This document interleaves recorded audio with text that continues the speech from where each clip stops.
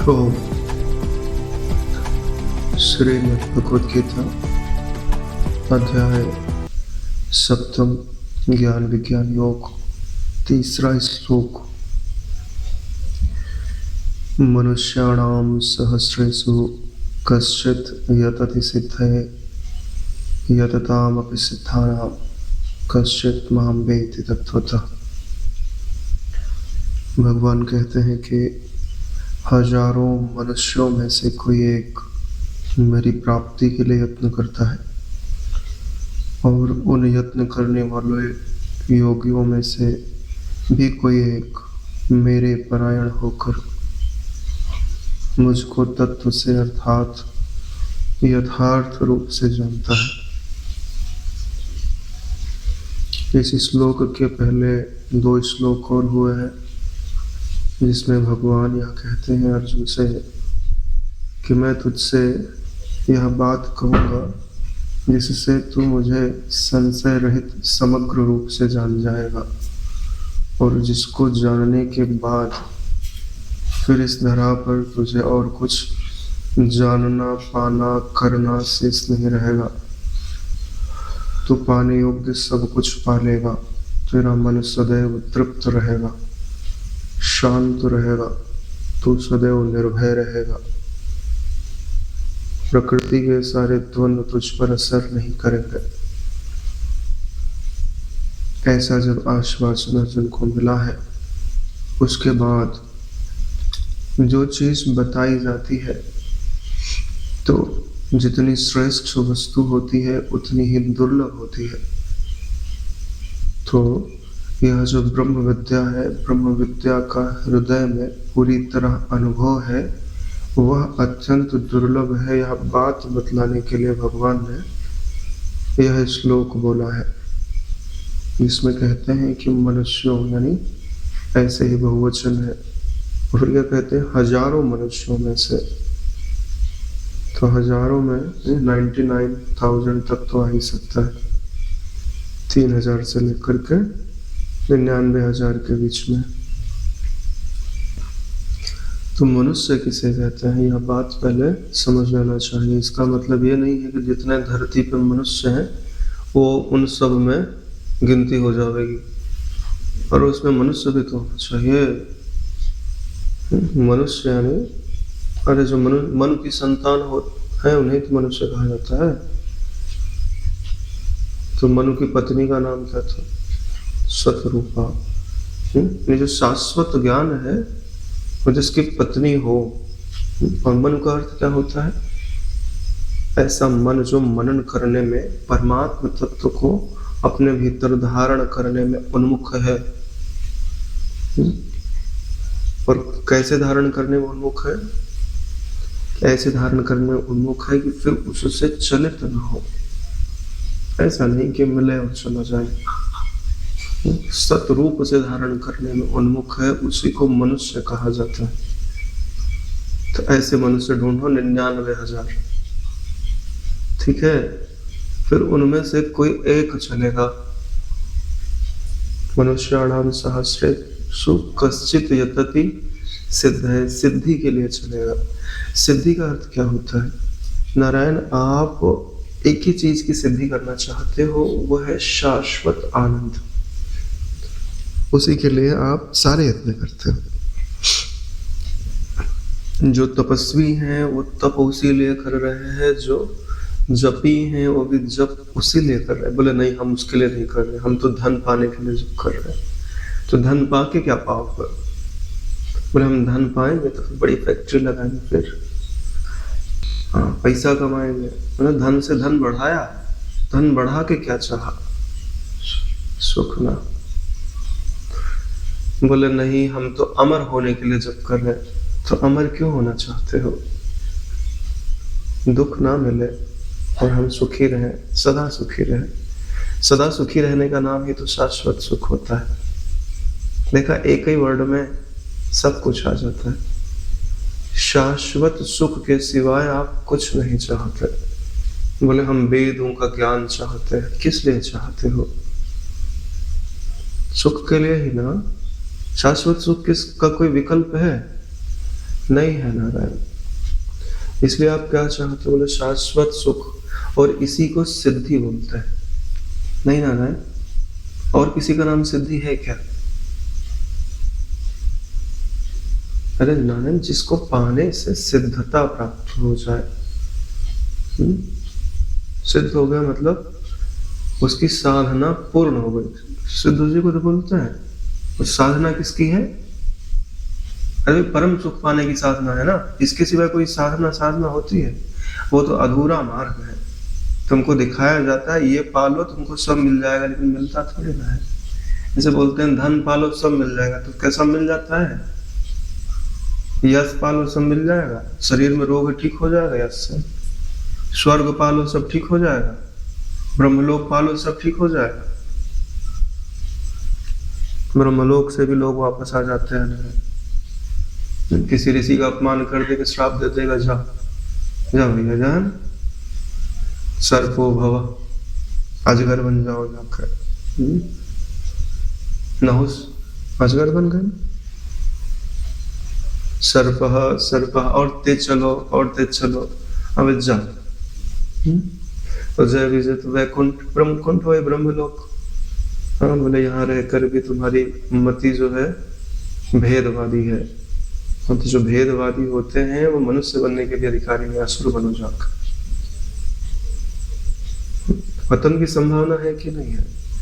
और चलो पतन ना भी हो तो जो भगवान धरा पे आते हैं तो आना ही पड़ता है। उनके सहयोगी हो ना, उनके अनुसार हो, जहां वो चाहेंगे वहां तो जाना पड़ेगा।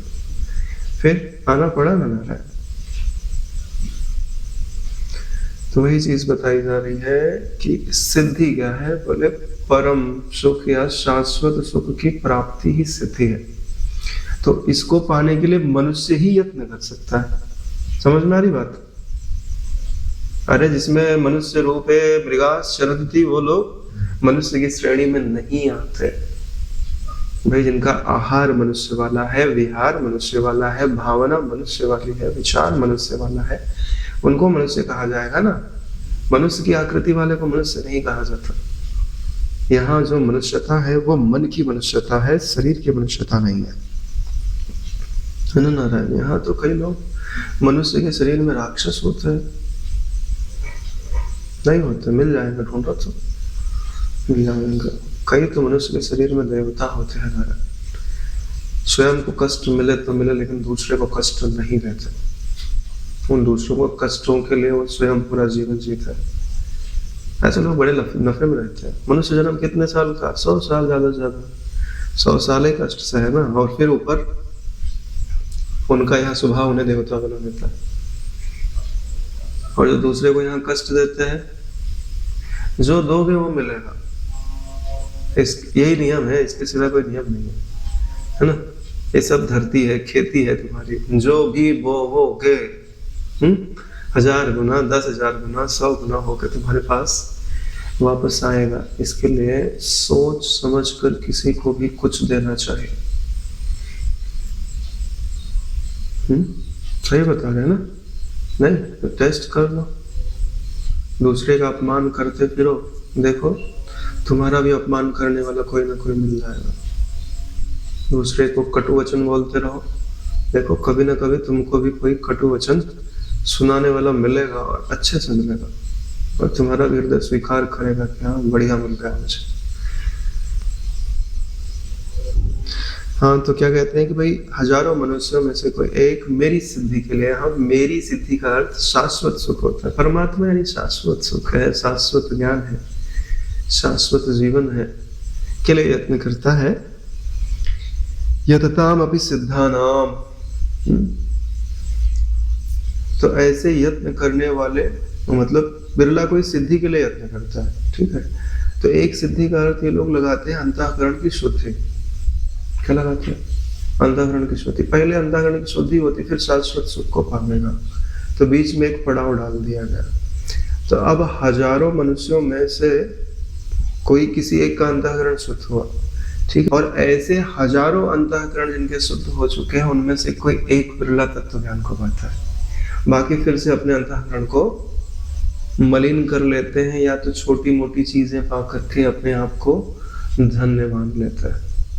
पात्रता आ गई, लेकिन उस पात्रता का पूरा फल उन्हें प्राप्त नहीं होता, क्योंकि वो अल्प में ही संतुष्ट हो जाते हैं। दो जगह ब्रेक लगे।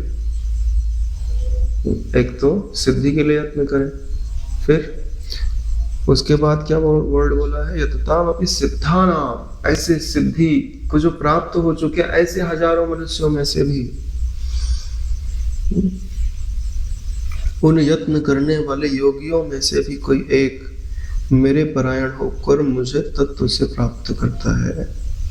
कश्चिन माम वेत्ति तत्वतः, मुझे वो तत्व से प्राप्त होता है। वेत्ति का अर्थ होता है जानना। तो परमात्मा को जो जानता है नारायण, वो परमात्मा हो जाता है, परमात्मा से अलग नहीं रहता। क्यों? तुम्हारा मैं और उसका मैं अलग हो ही नहीं सकता।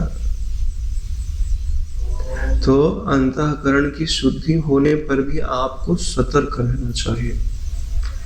क्यों? क्योंकि अंतःकरण की शुद्धि होने पर या सतो गुण बढ़ने पर सिद्धियां प्रकट होने लगती।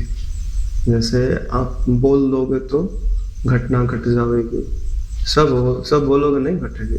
कुछ कभी कभार कुछ मुख से निकला और घट गया, ठीक है, मन में शांति बनी रहेगी, आनंद बना रहेगा, और भविष्य की कभी कभी झलक मिल जाया करेगी। कभी दूसरे के मन की बात आप बोल दोगे, लोगों को लगेगा अरे यार मेरे मन की बात कैसे जान गए। वो तो निकल जाती है, कोई देख के नहीं बोलता है। मतलब कई बार मेरे साथ ऐसा होता है कि भाई हम कुछ बोलने वाला रहता है, हम ऐसे मन में आता है कि भाई ये बात है, तो बोलते हैं यार हम बोलने वाले थे, तुमने कैसे बोल दिया। तो ये हमने जानबूझ के थोड़ी बोला, हमारे मन में आया हमने बोल दिया। दूसरे को लगता है कि हमारी बात बोल दी, लेकिन हमको थोड़ी लगता है। ऐसा कई बार होता है, आप लोग के साथ भी होता होगा, हाँ, कि अब बोलने वाला है कोई और वो मतलब वातावरण में चल ही रहा है, कहां से कहां पकड़ लिया और बोल दिया। अपन तो दृष्टा साक्षी मात्र तत्व है, अपने को क्या लेना देना इन चीजों से। हो भी रहा है तो भी, और नहीं भी हो रहा है तो भी, क्योंकि इससे अपना कोई संबंध है नहीं। जब संबंध बनाते हैं तभी तो विशेषता या निम्नता दोनों चीजों का अभिमान होता है। तो यह बात बताने का उद्देश्य भगवान का यही है कि ऐसी जो सिद्धि प्राप्त कर लेता है वह बड़ा दुर्लभ है, और ऐसी दुर्लभता को ही अर्जुन तो पहचान ले। अंतःकरण की शुद्धि भी बहुत मतलब हजारों मनुष्यों में से किसी एक को मिलती है, और ऐसे अंतःकरण की शुद्धि यानी जो योग में लगा है। अंतःकरण की शुद्धि मतलब अब वो जो चिंतन करना चाहे कर सकता है, अब उसमें कोई डिस्टर्ब नहीं कर रहा है। अब वो ध्यान करना चाहे ध्यान लग जाता है, जप करना चाहे जप में मन लग जाता है, कर्म करना चाहे ईमानदारी से तो काम क्रोध लोभ मोह उसको विक्षेप नहीं डालते। इसी को अंतःकरण की शुद्धि कहते हैं। यानी कि तुम अपने घर में बैठे हो तो तुमको अब कोई डिस्टर्ब करने वाला नहीं है, तो इसको अंतःकरण की शुद्धि बोलते हैं। तुम अपने घर में भी बैठे हो तो भी मक्खी है मच्छर है तो शुद्ध थोड़ी हुआ घर। समझ में आ रही बात? मतलब स्वच्छ होने का मतलब है वहां कोई डिस्टर्बेंस ना होना। आई थिंक सो, ऐसा मुझे लगता है। लेकिन अंतःकरण की शुद्धि मिल गई, अब तुम कोई डिस्टर्बेंस हो नहीं रहा, फिर भी तुम सबसे श्रेष्ठ वस्तु चाह रहे हो कि थोड़े में ही संतुष्ट हो गए, प्रशंसा मिलने लगे, बोले बहुत है, हृदय में शांति है, आनंद है, लोग वाह वाह कर रहे हैं, भले भेद बना है तो बना रहे हैं, रुक जाते हैं घड़ी। ऐसा तो नहीं बोलेगा रुक जाते हैं, मतलब बोलेगा अच्छा है, बस इसके आगे जाने की जरूरत नहीं है, तो वही रुक सकता है। ऐसे बहुत सारे पड़ाव होते हैं जहां जाके व्यक्ति रुक जाते हैं, अपना अहम पूरी तरह ब्रह्म में विसर्जित नहीं करते। तभी तो कोई विरला जानता है। जैसे अपने गुरु जी भी नहीं कहते कि वो जो ग्रंथ नहीं लिखा था, क्या नाम उन्होंने, नावादास जी थे ना, भक्तिमाला, तो उसमें जितने भी भक्तों की कथाएं हैं सब ब्रह्मज्ञानी थोड़ी ना। अंतःकरण की शुद्धि सबको मिले, लेकिन कोई कहीं पर ही संतुष्ट हो गया, ईश्वर से अपनी अभिन्नता का अनुभव। यानी जैसे नामदेव को भगवान दर्शन देते थे, लेकिन तत्वतः कब हुआ? जब मेहड़ा मारा गया संतों के द्वारा और उनको ब्रह्मज्ञानी गुरु मिले, उपदेश लाभ पछाया, तब बात बनी ना नारायण। तो यहाँ जो दूसरा पक्ष है, यतताम अपि सिद्धाना कश्चिन माम वेति, तो यह ज्यादा मुख्य है, क्योंकि मनुष्य तो हो ही तभी तो तुम यहाँ बैठे हो, मनुष्य नहीं होते तो तुम यहाँ बैठते भी नहीं। मनुष्य और मशीन दोनों में माँ कॉमन है ना।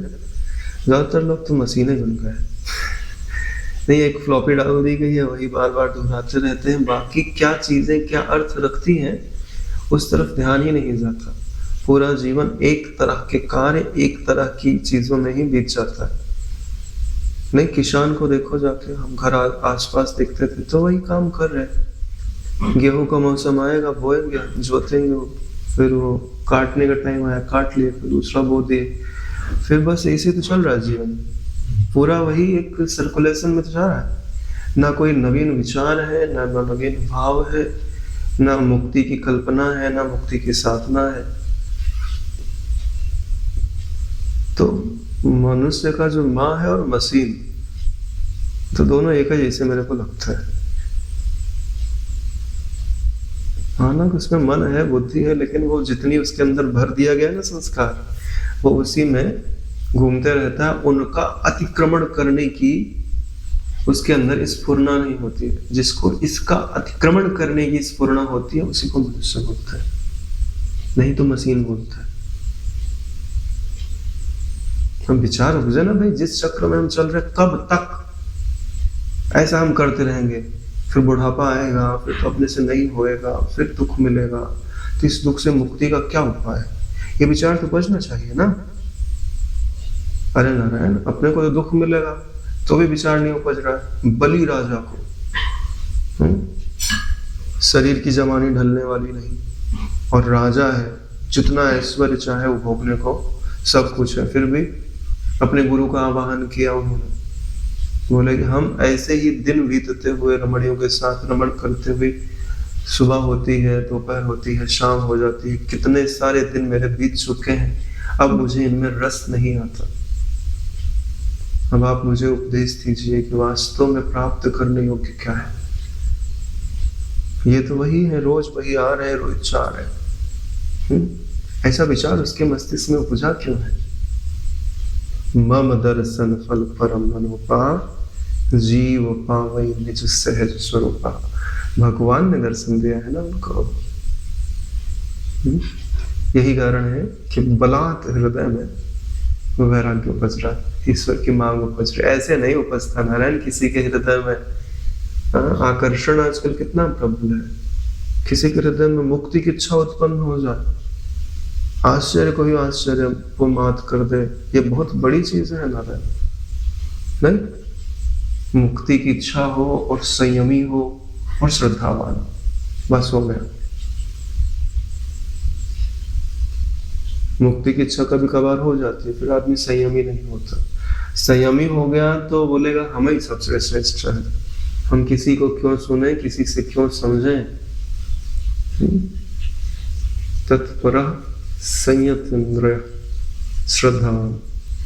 भूमि आपो नलो वायु खम मनो बुद्धिरेव च, अहंकार इति अम्मे भिन्ना प्रकृतिरष्टधा, अपरेयमितस्त्वन्यां प्रकृतिं विद्धि मे परां, जीवभूतां महाबाहो ययेदं धार्यते जगत्।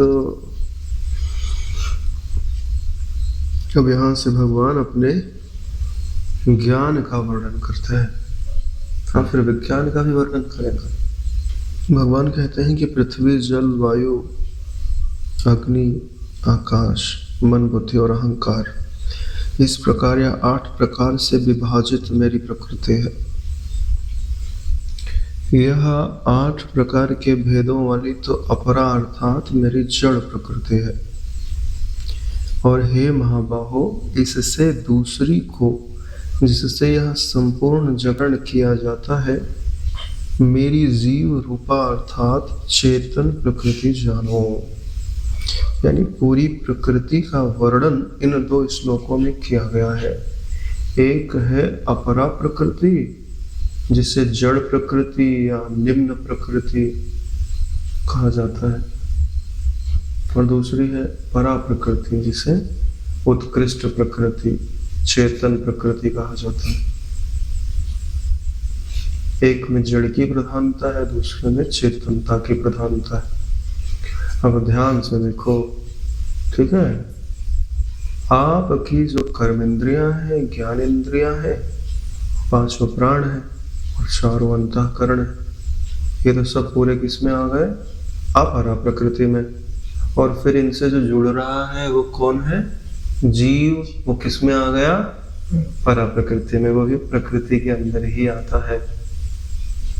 जीव रूपा बोला गया ना लास्ट में। परा कौन? जीव। जीव क्या है? चेतन है। ये सब क्या है? जड़ है ना रे। तो जो जीव है सो अविनाशी है, अपरिवर्तनशील है, और ये सब क्या है? परिवर्तनशील है। लेकिन ईश्वर की दृष्टि में ये दोनों ही प्रकृति है।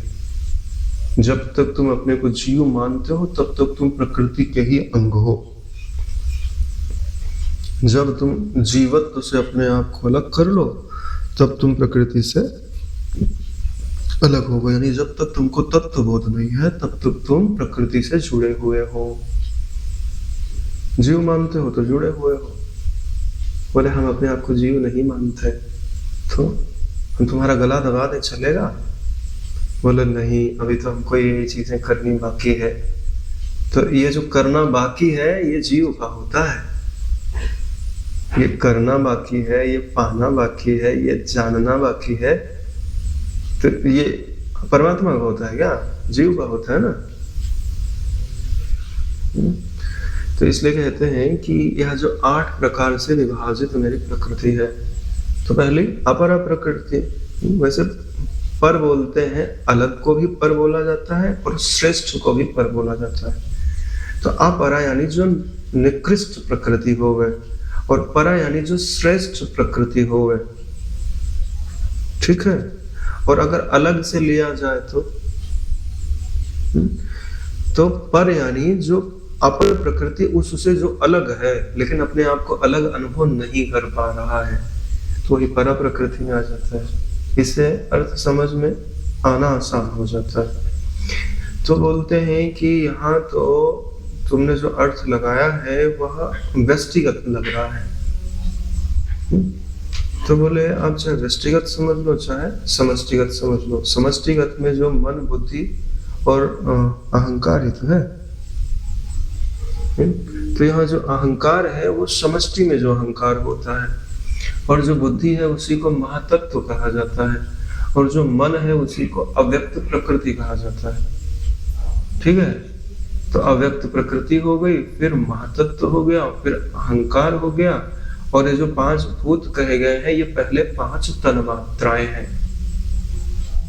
तो ये समष्टिगत भी आप इन्हें समझ सकते हैं और व्यष्टिगत भी आप इन्हें समझ सकते हैं। दोनों में ही 8 चीजें हैं, चाहे व्यष्टि की दृष्टि से देखो चाहे समष्टि की दृष्टि से देखो।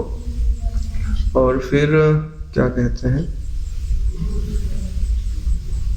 मेरी प्रकृति है। भगवान ने मेरी क्यों कहा हुआ है?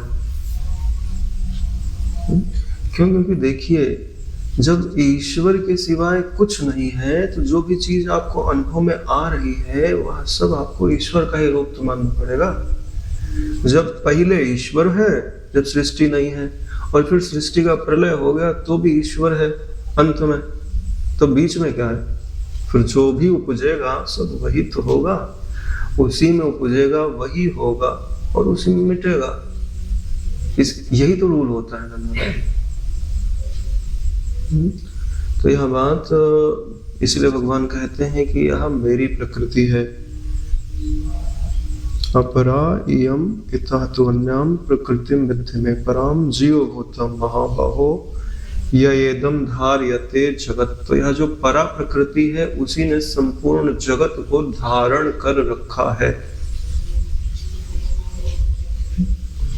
तो संपूर्ण जगत को किसने धारण कर रखा है? अरे नारायण, जीवों ने ही तो धारण कर रखा है। अरे भाई नरक देखो जाके, वो जीवों से ही तो चल रहा है। स्वर्ग देखो जाके, वो भी जीवों से ही तो चल रहा है, मुक्त लोगों से थोड़ी चल रहा है। दुकानदारी बंद हो जाएगी उनकी। तो यहाँ धारण करने का अर्थ भगवान ने जब बताया कि जीव, तो जीव के पीछे ईश्वर खड़ा है ना।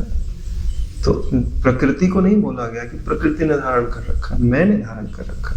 प्रारंभ में दिखाई देता है कि इसको अपरा प्रकृति, जैसे एक मिनट आप समझ लो, जैसे अपरा प्रकृति समष्टि रूप है, वैसे परा प्रकृति भी समष्टि रूप है। व्यष्टि भी आप समझ सकते हैं और समष्टि भी समझ सकते हैं। तो परा प्रकृति का समष्टि रूप क्या हो गया? हिरण्यगर्भ। तो वो भी तो एक जीव हुआ ना, तो उसने सब धारण करके रखा है। अब तो क्लियर हो गया ना। व्यष्टि की दृष्टि से देखोगे तो नहीं समझ में आएगा, तो समष्टि की दृष्टि से देखोगे तो समझ में आ जाएगा। तो इस जगत को किसने धारण करके रखा है? एक जीव ने। एक जीव कौन है? हिरण्यगर्भ। उसी को जीव बोलते हैं। उसी के संकल्प से हम सब जीववान हैं। अरे जितने तुम जीव मानते हो, किसी जीव को तो देखा तो है नहीं तुमने, सिर्फ मानते ही हो कि इस व्यक्ति, ये भी जीव है, ये भी जीव है, ये सब बंधन में पड़े हैं, फिर कभी ब्रह्म ज्ञान होगा तो मुक्त होंगे। तुम मानते ही तो हो, देखा थोड़ी है कि अज्ञान में है कि नहीं है, ये जीव है। कैसे मानते हो कि सब जीव है? कोई प्रमाण है? कोई थर्मोमीटर है? तुम अपने को जीव मानते हो, इसलिए सब जीव लगते हैं। जिस दिन तुम अपने को ब्रह्म जानोगे, उस दिन सब ब्रह्म हो जाएंगे। जिस दिन तुमने अपने को मुक्त जाना ना, उस दिन तुम्हारी दृष्टि में कोई बंधनवान नहीं हो सकता। ठीक है ना रे? एक भाई ने मुझे बोला कि मैं आपको गुरु रूप में स्वीकार करना चाहता हूँ। तो मैंने बोला यार ऐसा तो संभव नहीं है, क्योंकि ये इतनी बड़ी जिम्मेदारी है कि इसे उठाना तो अपने बस की बात नहीं है। आप लोग को तैयार एनीवन? नहीं? अरे बोले हम खुद ही तैर नहीं पा रहे हैं, हम दूसरे को कहाँ से पार ले जा सकते हैं। बड़ी बात क्या है कि गुरु बनना और शादी करना एक जैसे ही होता है। ठीक है, आपने विवाह कर लिया तो जो आपकी पत्नी है उसका भरण पालन पोषण, हाँ, मृत्यु काल तक उठाने की, अपने यहाँ तलाक का विधान नहीं होता ना रहे, वो तो अभी तलाक होने लग गया। जैसे यहाँ विवाह होने पर आप अपनी पत्नी का त्याग नहीं कर सकते हो, चाहे जैसी वो आपको निभाना पड़ेगा। आधे पुण्यों की हकदार हो जाती है। सेम कंडीशन होती है शिष्य बनाने पे। यहाँ तो पत्नी मर गई तो तुम छूट गए, यहाँ शिष्य मर जाए तो भी तुम नहीं छूटे। तुम क्या समझते हो? ऐसे ही होता है। अगर सच में उसने तुमको गुरु स्वीकार कर लिया तो तुम ब्रह्म में लीन हो जाओगे, तुमको वहां से भी खींच के लाएगा। कहाँ जा रहे हो? हमको साथ लेके चलो।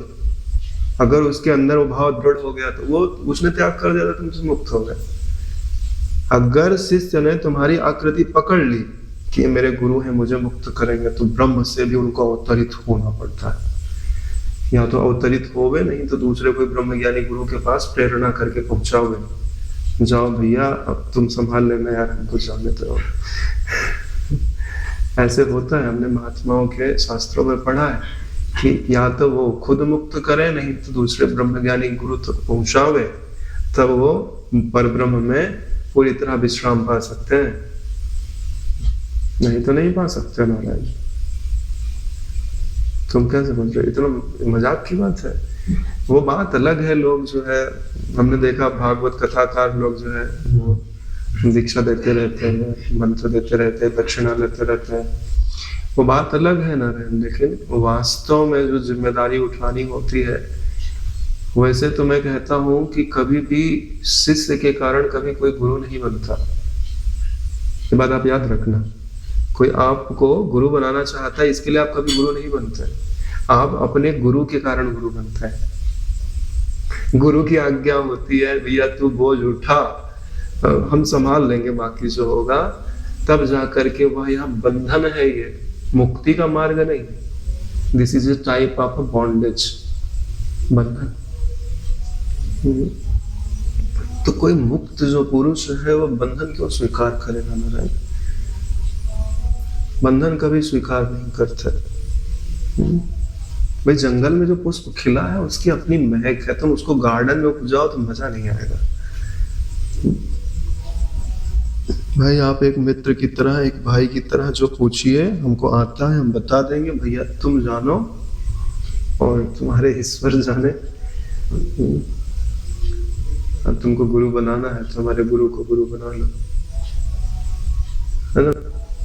बाकी तो भैया सपने में भी हम नहीं सोच सकते। It's beyond my capacity. इसमें मेरा कोई अहंकार नहीं है, लेकिन हमारी क्षमता नहीं, बिल्कुल क्षमता नहीं। अगर आप अपनी स्पष्ट रूप से बोलो कि आप क्या किसी को अपना मतलब जो जपते आप वो मंत्र भी नहीं दे सकते। मुझे 1 साल अनुष्ठान करना पड़ेगा, कम से कम 1 साल अनुष्ठान करना पड़ेगा, उसके बाद वो मंत्र मैं उसको दे सकता हूँ। कम से कम 1 साल अनुष्ठान की एनर्जी जाएगी तो जाएगी, वो मेरे पास बिल्कुल नहीं बचेगी। इतनी एनर्जी लगती है, मजाक थोड़ी है, खेल थोड़ी है, बड़ी बड़ी जिम्मेदारी होती है। यहाँ के रिश्तों में तुम धोखा दे तो चल जाता है, क्योंकि यहाँ के कानून ऐसे ही होते हैं। वहां के कानून तुम्हारे नाम से जाना जाएगा। वो जिस लोक में जाएगा ना, मैं फलाने का शिष्य हूँ, वहां उसके नाम से जाना जाता है। वहां मजाक काम नहीं करता। जैसे आप लोगों को सिखाया नहीं गया, जब आपको दीक्षा दी जाती है ना तो आपको बताया जाता है कि आप अपने दीक्षा पने का अहंकार नहीं करते, करना चाहिए। सुबह उठ के गुरुजनों को प्रणाम करते हैं, गुरु से आशीर्वाद लेते हैं, फिर क्या बोलते हैं, हे धरती के समस्त मनुष्य सुन लो, अपने गुरु का नाम लेके मैं इनका शिष्य हूँ। हे आकाश के सारे देवताओं सुन लो, मैं इनका शिष्य हूँ। उद्घोषणा की जाती है, उनके नाम से अपना परिचय स्थापित किया जाता है। फायदा होता है, तुम्हारे भीतर अभिमान जन्म लेता है गुरु से जुड़ाव का, और यह अभिमान रक्षा करता है। देवताओं को भी पता चलता है ना इनका शिष्य है, लेकिन फिर वो तुम्हारे आचरणों को तुम्हारे गुरु से जोड़ कर देखते हैं। ना जोड़ो तो फिर परेशानी हो जाएगी, दंड भी मिलता है। बोले कि ये इनका शिष्य है तो ये ऐसा आचरण कैसे कर सकता है। बातें जो है बड़े काम की बात है। हाँ तो नारायण,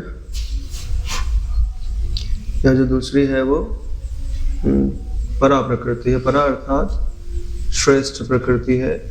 तो इन दोनों ने ही सारे प्राणियों को धारण कर रखा है, और जितने भी ये प्राणीगण हैं तब तक ही हैं जब तक इन्हें ईश्वर के स्वरूप का पूर्णतः बोध नहीं हुआ, तभी तक इन्हें जीव कहा जाता है। तब तक ये प्रकृति के सीमा में रहते हैं।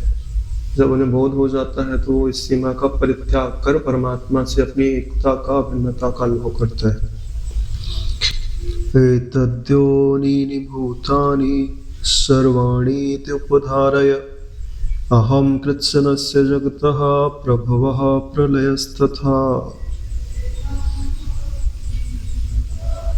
भगवान कहते हैं कि हे अर्जुन, तू ऐसा समझ कि संपूर्ण भूत इन दोनों प्रकृतियों से ही उत्पन्न होते हैं, और मैं संपूर्ण जगत का प्रभव और प्रलय हूँ, अर्थात संपूर्ण जगत का मूल कारण हूँ।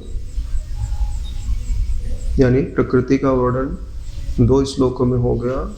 अब आपको यह समझ लेना चाहिए कि यह जो प्रकृति है वह परमात्मा से पृथक अपनी सत्ता नहीं रखती। जैसे पुरुष और पुरुष की सामर्थ्य है, फूल और उसकी सुगंध है, शब्द और अर्थ है, आकाश और शब्द है। जैसे आकाश और आकाश की नीलिमा है, अलग नहीं किया जा सकता। ऐसे ही परमात्मा और प्रकृति को अलग नहीं किया जा सकता। चैतन्य और चिति को अलग नहीं किया जा सकता। तो बोले प्रकृति का वर्णन ही क्यों करते हो फिर तो? अरे नानात्व का जो भार है वो प्रकृति के हिस्से डाल दिया जाता है और एकत्व का जो श्रेय है वो परमात्मा के हिस्से आ जाता है। इसीलिए प्रकृति का वर्णन किया जाता है कि नारायण किससे किसको छोड़ना है। जिसको छोड़ना है उसको प्रकृति में डाल देते हैं और जिसको पकड़ना है उसको परमात्मा में डाल देते हैं। नारायण ये विवेक ना हो तो कभी भी आप चैतन्य तत्व को ग्रहण नहीं कर सकते, क्योंकि यह जो अनुभव में आता है उसमें से कुछ चीज ऐसी है जो सदा बदलते रहती है और उसी में कुछ चीज ऐसी है जो कभी नहीं बदलती है। तो दोनों के विपरीत गुण है ना नारायण। तो जब दोनों के विपरीत गुण है तो एक को प्रकृति कहना पड़ेगा और एक को परमात्मा कहना पड़ेगा। तो यह जो दोनों प्रकार की प्रकृतियां हैं, चाहे जड़ प्रकृति हो चाहे चेतन प्रकृति हो, तो जितने भी जीव तुमको मिलेंगे उनमें दोनों चीज मिलेगी, चेतनता भी होगी और जड़ता भी होगी। चित जड़ ग्रंथि तो उनके अंदर होगी ही होगी, तो उन्हीं को जीव कहा जाता है। कोई स्वर्ग में निवास करते तो क्या ग्रंथि नहीं है, चित जड़ ग्रंथि नहीं है नारायण। तुम्हारा शरीर संकल्प मात्र भी होवे तो भी चित जड़ ग्रंथि तुम में हो सकती है। तुम उसी संकल्प मात्र शरीर को ही मैं मान लो, नहीं मान सकते, मान सकते हो ना नारायण।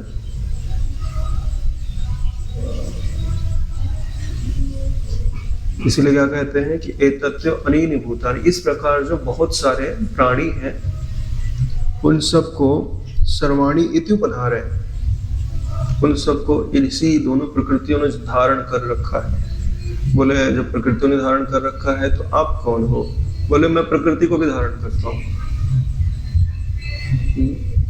क्या कहते हैं? अहम कृत्स्नस्य जगतः। कृत्स्नस्य का मतलब होता है संपूर्ण जगत। अब संपूर्ण जगत में स्थूल जगत भी आ गया, सूक्ष्म जगत भी आ गया और कारण जगत भी आ गया, है ना? अहम कृत्स्नस्य जगतः प्रभवः, यानी शुरुआत भी मैं हूँ, प्रलयः अंत भी मैं हूँ। तो मध्य में जो है वो उसको प्रकृति के सिर पर डाल दिया।